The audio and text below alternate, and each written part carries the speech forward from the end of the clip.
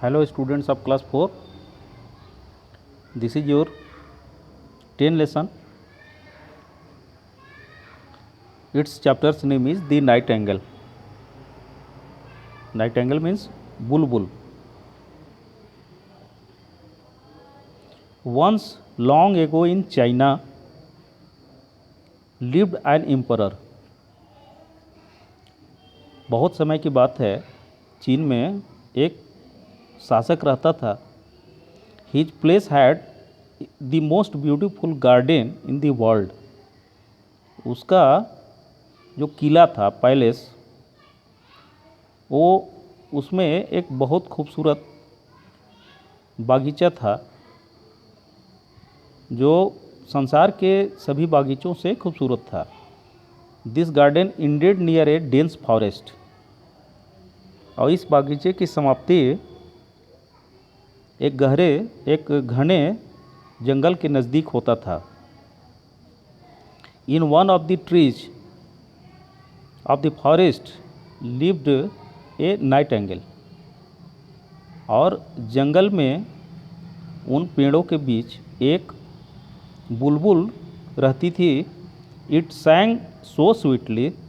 वह इतना प्यारा गाती थी कि that every one stopped still and listen to its song. तो वह इतना प्यारा गाती थी कि सभी गुजरने वाले लोग वहाँ से रुक जाते थे और उसके प्यारे गीत को सुनते थे. Travellers came from all over the world to admire the emperor's palace and his garden. और सैलानी किसे कहते हैं? जो जगह जगह पर घूमने का शौक़ रखता है. तो सैलानी जब आते थे राजा के किला को देखने के लिए और उसके गार्डन को देखने के लिए, तो उसकी प्रशंसा करते थे. However when they heard the nightingales song. और जब वे लोग उस बुलबुल का गाना सुनते थे, दे सेड, वे बोला करते थे कि this is the best of all. यह तो सबसे खूबसूरत है. Soon the emperor heard of the Nightingale. और जल्द ही राजा ने बुलबुल के बारे में सुना. Is there such a bird in my empire. क्या वास्तव में इस तरह की चिड़िया मेरे राज्य में है? I have never heard of it. मैंने तो इसे कभी नहीं सुना. I command the bird to be brought to my palace and meant to sing before me. और मैं आज्ञा देता हूँ कि चिड़िया को पकड़कर मेरे किला में लाओ और मुझे उसका गाना सुनवाओ. But where was the nightingale to be found.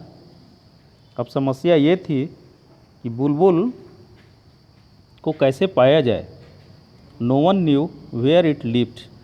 और कोई नहीं जानता था कि बुलबुल कहाँ रहती है. At last a poor little girl in the royal kitchen said. और सबसे अंत में एक गरीब लड़की जो राजा के रसोई घर में काम करती थी, वह बोली, I know where the nightingale lives. मैं जानती हूँ कि बुलबुल कहाँ रहता है. It lives in forest. It lives in the forest. या जंगल में रहती है. It sings melodiously. It sings melodious.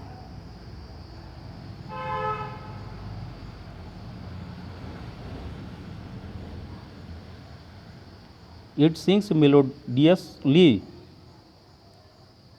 यह बहुत खूबसूरत गाती है. When I am tired. और जब मैं थक जाती हूँ, I rest under the trees. तो मैं पेड़ों के नीचे सो जाती हूँ. And listen to the nightingale song. और इस बुलबुल के गीतों को सुनती हूँ। It singing makes me forget everything, और इसके गाने को सुनकर मैं सारी चीज़ों को भूल जाती हूँ। So the little girl led the way into the forest, इसलिए वह छोटी लड़की सबों को लेकर उस जंगल में गई। Half the court went her, आधा दरबार के आधे लोग उसके साथ गए। After walking a long distance, एक लंबी दूरी जाने के बाद, the girl stop near a tree, तो लड़की एक पेड़ के निकट रुक गई। और she pointed to a little grey bird up in the boughs, तब वह इशारा से एक छोटा भूरे कलर की चिड़िया की ओर इशारा की जो उस पेड़ के शाखा पर बैठा हुआ था। This is the night angle, यही बुलबुल है। सी सेड सॉफ्टली, वह धीरे से बोली। इट कांट बी पॉसिबल, यह तो संभव ही नहीं हो सकता है।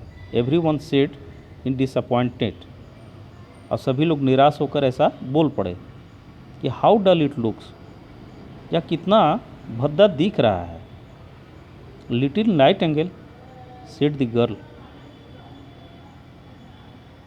लड़की बोली कि छोटी बुलबुल, our emperor wishes you to sing before him, कि हमारा सम्राट तुम्हारा गाना सुनने के इच्छुक हैं। My song sounds the best in the forest, replied the nightingale, बुलबुल ने जवाब दिया कि देखो मेरा गाना जंगल में ही अच्छा लगता है। But I will come to the palace because the emperor wants me to, लेकिन मैं किला में भी आ जाऊंगा क्योंकि तुम्हारे सम्राट मुझे सुनना चाहते हैं। So the nightingale went to the palace, इसीलिए बुलबुल किला में गया। The emperor looked at the bird, और सम्राट ने उस पंछी को देखा।